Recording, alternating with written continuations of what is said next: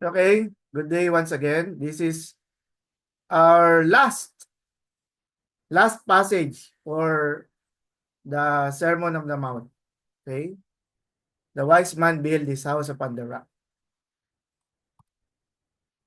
Read again, 7:24 to 27. Everyone who hears these words of mine does them will be like a wise man who built his house on the rock. And the rain fell, and the floods came, and the winds blew, beat on the house, but it did not fall, because it had been founded on the rock. And everyone who hears these words of mine and does not do them will be like a foolish man who built his house on the sand, and the rain fell, floods came, the winds blew and beat against that house, and it fell, and great was the fall of it.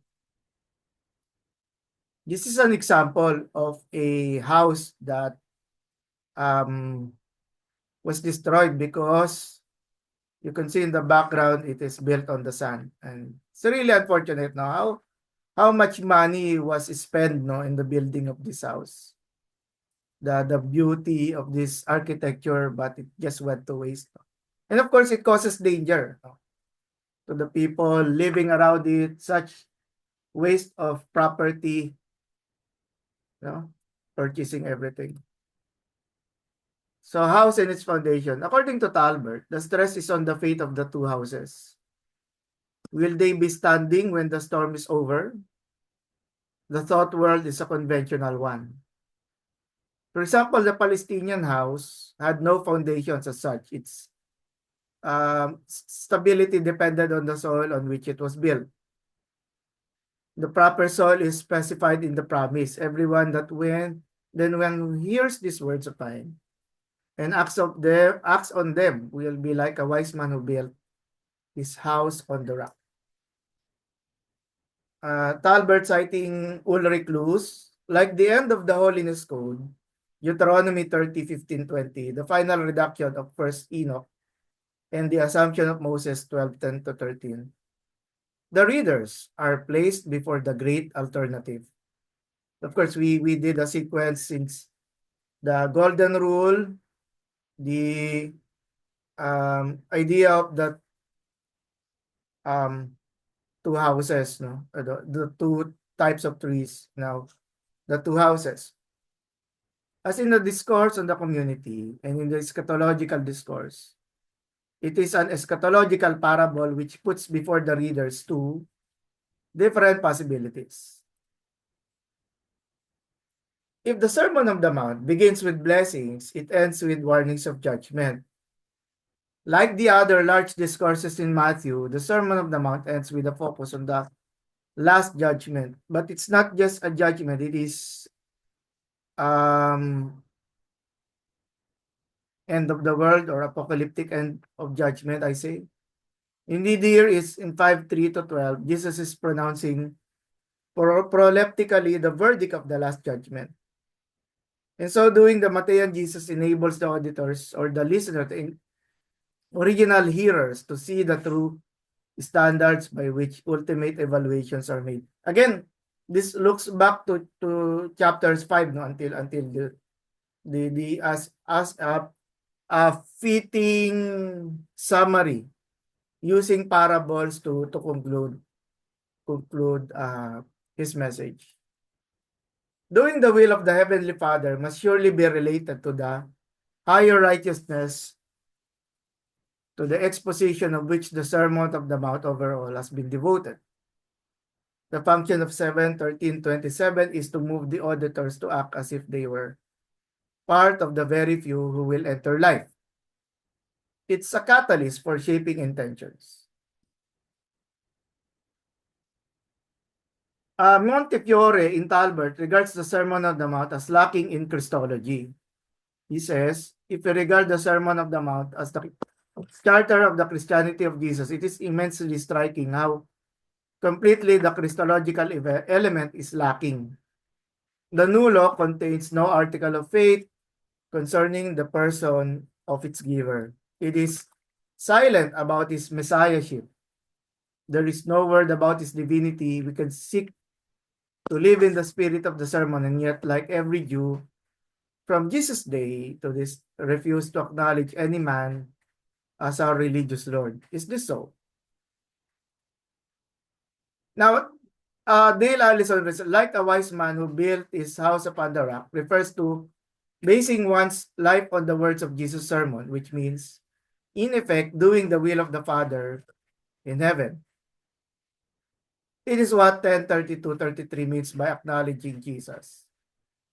Given all the threats and promises of the Sermon on the Mount, denying him through one's deeds would be a folly, foolishness, in contrast to the uh, precious or the appraised term wisdom, whether during the times of the Proverbs or during the times of the the Greeks, who were fond of wisdom. No, denying him is an element of folly. Here, Catholic exegesis has something important to contribute to the typical Protestant expositions. No? Our text, on the contrary, says that works truly matter, okay? So it's not just about the Catholic sacraments. We should take work seriously. Authentic discipleship is ethics, or ethics rather. One recalls the picture of the Last Judgment in 25, where the one criterion of the Last Judgment is how one has treated others. The rain fell down. No, we even have a song for that. No? The rain fell down and the floods went up. No, so almost certainly does not, against Augustine, no, stand for the calamities and afflictions of everyday life. Throughout the Bible, the storm often represents God's judgment, and so probably it here, the one-time eschatological crisis and judgment which will fall upon the world as did Noah's flood are in view. Only obedience to Jesus will save on the last day. So this is a good presentation, no, with regards to what we call salvation by grace to faith. No, we should consider the importance of living or lifestyle, no, in this segment. Only obedience to Jesus will save. If the church is founded upon the rock against which the gates of Hades will not prevail, 1618. So in like manner will the individual standing upon the firm words of the Messiah endure the storms of the end times. Now about the foolish man who built his house upon the sand does not build a different type of house. Only his problem is the foundation, which is something other than the Sermon of the Mount. So that person's foundation is not the Sermon of the Mount. It is something else. So likely it is about hedonism, no? Personal pleasure or success, no? Success in life, or even money, no? Consumerism. Interestingly enough, the word translated foolish man is the same as that in 522, where Jesus condemns the person who calls another a fool. The tension between the two verses reveals that the call not to insult does not involve blindness to moral differences. Later in his gospel, Matthew offers another parable with wise and the foolish. In 25:1-13, the wise and the foolish maidens await the bridegroom, 5 who brought extra oil and 5 who were dependent. Transparent symbol of Jesus the Messiah in his second advent, or the future coming. But some are ill prepared. The oil in their lamps runs out, and while they are gone to get more, they miss the coming of the bridegroom. In this narrative, it is quite clear that the foolish virgins are part of the believing community, for they are expecting Jesus to come again, but it ended badly because of, again, lack of preparation. Thus, eschatological judgment does not simply confirm those who identify themselves with the cause of Jesus. Rather, it comes upon all without exception. It is the same in 7:24-27. We are not to identify the wise with those in the church, the foolish with those outside the church. Our parable is rather addressed to those who have heard the Sermon of the Mount, who are aware of Jesus' demands, who acknowledge their validity, even these may find themselves rejected. If you think you're standing, First Corinthians, we remember Paul, if you think you're standing, watch out that you do not fall. Carson likened to the difference between obedience and disobedience. The rock in this extended metaphor may well represent Jesus' words, these words of mine. Jesus twice says the of mine, quite emphatic. The expression harks back to the repeated and authoritative refrain. You have heard, but I tell you. Perhaps there is a further nuance. These words are especially Jesus' words in the sense that his own life is perfectly congruent with his words. I, referring to Carson, who penned these lines, may repeat Jesus' words, but I remain a sinner like you who read them. In that sense, Jesus' words are not my words, they are only his.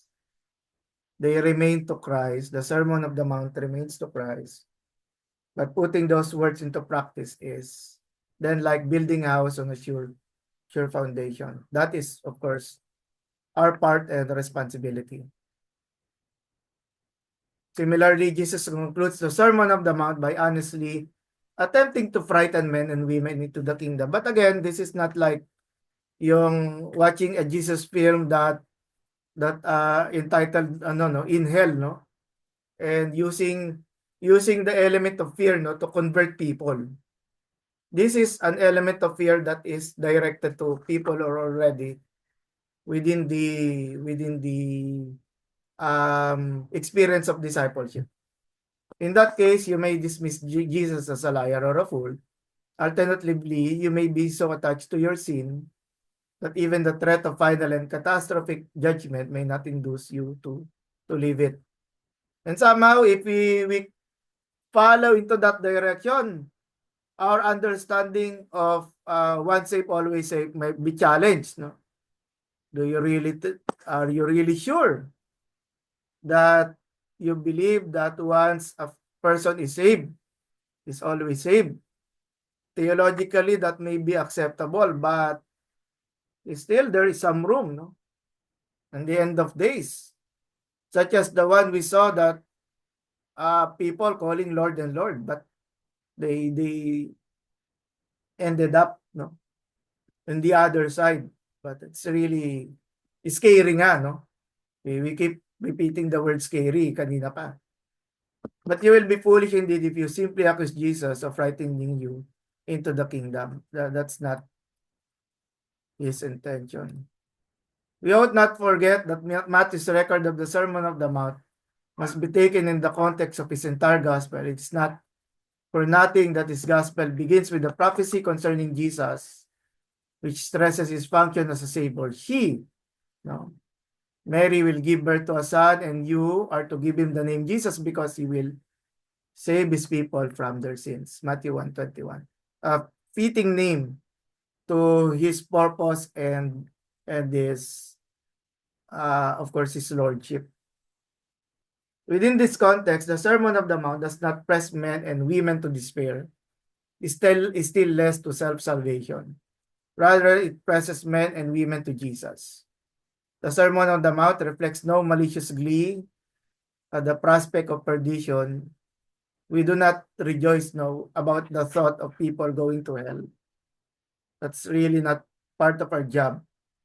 In fact, we should feel sympathetic and merciful that this truth exists, and that it's really unfortunate that people who do not receive Jesus is in danger.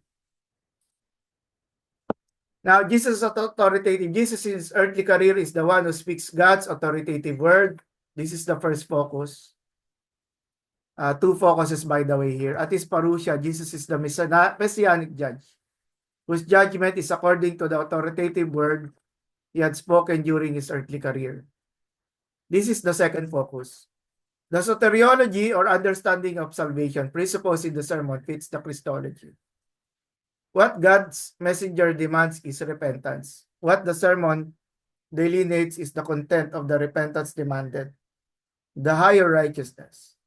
What the Matthean Jesus says is that one's status at the last judgment depends on his or her embodying this repentance. Why then were no Christological titles employed in Matthew 5 to 7 is how McKnight ended the story.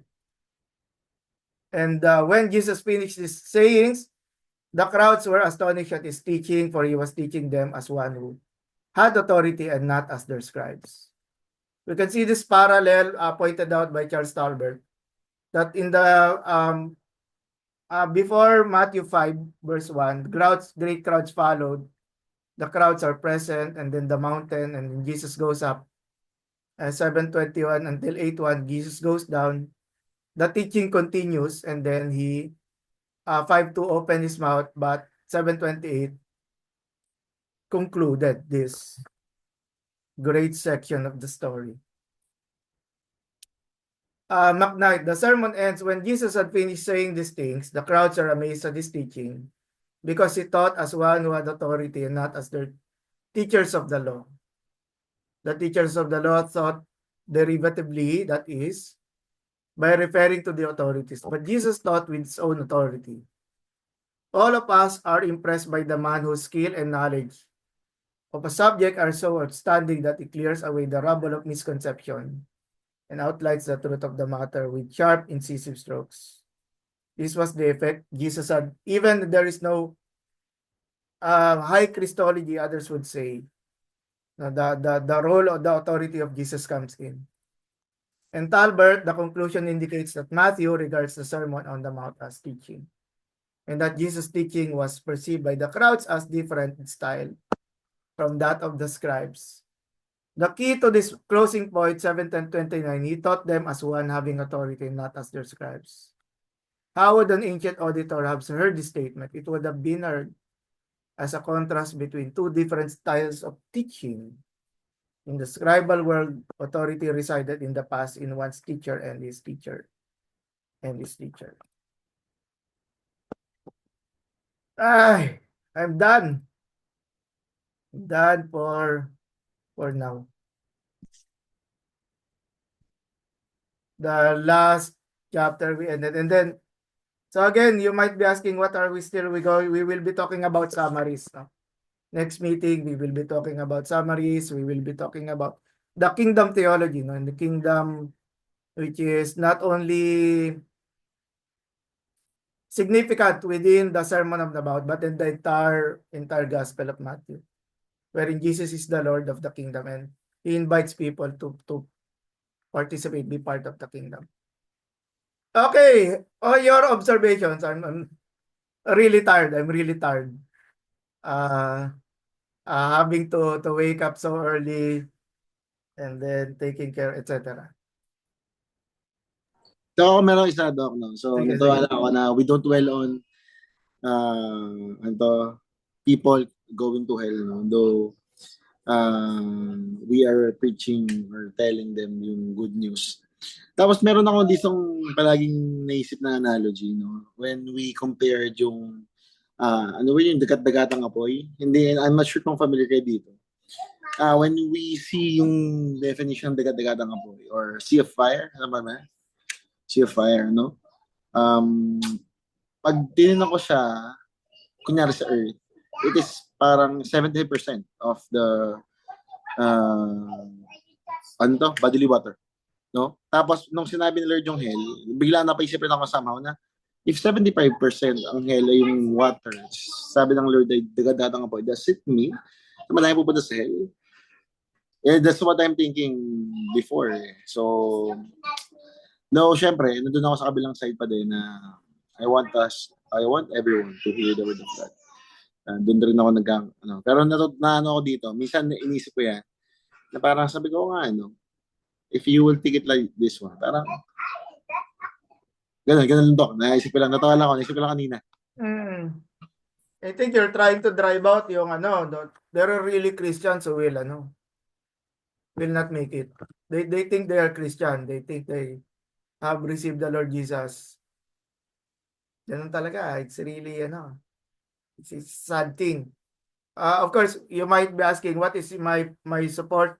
You remember yung parable of the net when the fisherman cast his net, and then the net, no, it caught yung good fish and bad fish, no, unfortunately.